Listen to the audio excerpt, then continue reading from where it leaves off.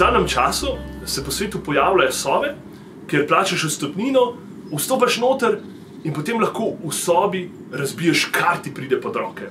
Pri tem lahko uporabiš sekiro, različna orodja ali pa se navsezadnje lotiš kar z lastnimi rokami.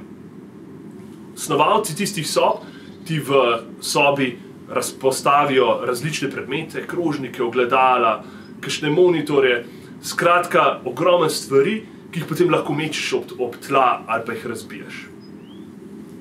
In ko sem bral te novice, sem pomislil, ja, ljudje imamo v sebi to željo, da bi to slabo, ki je v nas, stiska, trpljenje, da bi dali na nek način ven. In včasih je to potrebno tudi fizično. Nekateri se zaradi tega ukvarjajo s športom. Zanimiv je primer Tima Ženarja, ki je bil v otroštvu v bistvu zlorabljen od svojega očeta in se potem v mladosti odločil, da bo boksal. In v vsakem nasprotniku je videl svojega očeta in zato skoraj vsakega premagal z nokautom.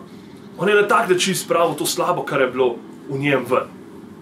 In danes vidimo Jezusa zanimivo v templju, kjer vidi prodajalce, vidi menjalce denarja in jih prežene ven. Vzame bič in nekateri prizori, če bi jih opisal, verjetno ne bi bili primerni za mlajše gledalce. Tudi Jezus, slabo, ki je bilo v templju, v hiši očeta, spravi ven. Ampak kje je razlika med Jezusom, ki očisti tempelj, in pa med tem, kako mi na fizični način spravljamo slabe stvari ven? Razlika je ta, da je Jezus imel namen braniti tisto, kar je dragoceno, tisto, kar je sveto.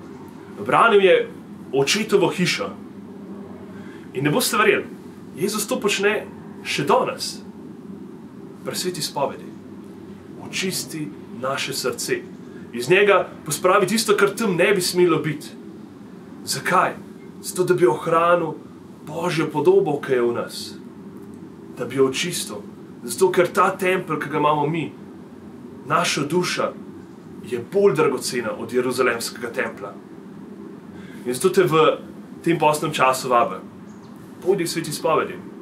Pusti Jezusu, da vzame bič in prežene iz tvoje duše tisto, kar tja ne paše, da izbriše tvoje grehe.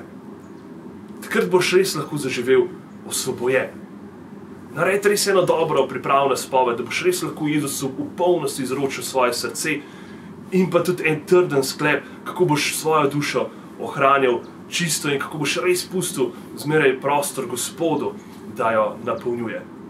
In pa tiste najbolj pogumne vabim, da vašo najlepšo izkušnjo spovedi delite spodaj v komentarjih. Pa naj te Jezus osvobodi za veselje.